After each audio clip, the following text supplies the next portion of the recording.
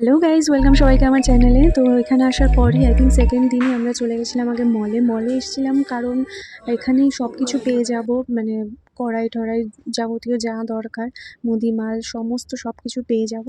তো যেটুকু মেইন দরকার সেটুকুই আগে নিয়ে নিয়েছিলাম। তারপরের দিন ওর ছিল ছুটি, তো সকালে আমরা এরকম ব্রেকফাস্ট করে বেরিয়ে গেছিলাম একটু বাঙালি মার্কেটে যাব। তো বেশি দূরেও না, আবার খুব একটা কাছেও না, তো কিন্তু তাও আমাকে হাঁটিয়েই নিয়ে গেছিলো। তো এখানে এসে এরকম সব কিছু সবজি দেখে মানে বাড়ির মতো খুব ভালো লাগছিলো, কিন্তু দামও খুব ভালো ছিল। মানে অতিরিক্তই বেশি দাম ছিল, আর সবদিন টাটকাও থাকে না, কারণ সপ্তাহে একদিন করেই এরা সবজিগুলো আনায়। আর মাছের দাম সেটা না হয় পরে একদিন, যেদিন মাছলি মার্কেটে যাব আমরা সেদিন তোমাদের সাথে পুরোটা শেয়ার করব।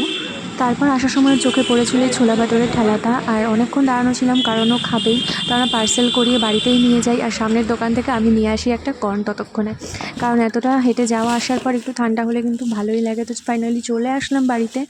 অনেকক্ষণ মানে অনেক দেরি হয়ে গেছে, এবার আবার রান্নাও করতে হবে। ঠাকুরের জন্য নিয়ে নিয়েছিলাম ফুল। চলো এইবার তোমাদের দেখাই যে আমরা বাঙালি মার্কেট থেকে কি বাজার করলাম।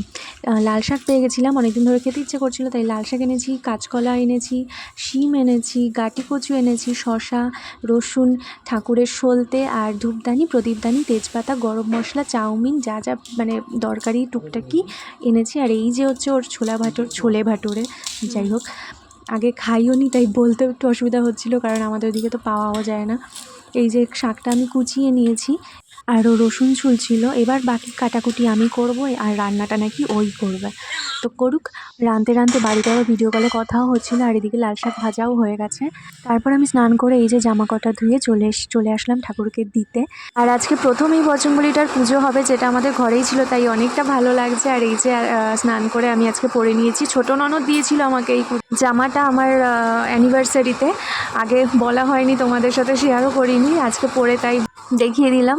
আর আমরা বসবো খেতে, তখন তো শুধু লাল শাকই দেখিয়েছিলাম। আর কি রান্না হয়েছে দেখো, লাল শাক এই যে, আর কাঁচকলা আলুর তরকারি, যেটাই ধনেপাতা দিতেও ভুলে গেছিলো, তাই লাস্টেই দিয়ে দিয়েছিল।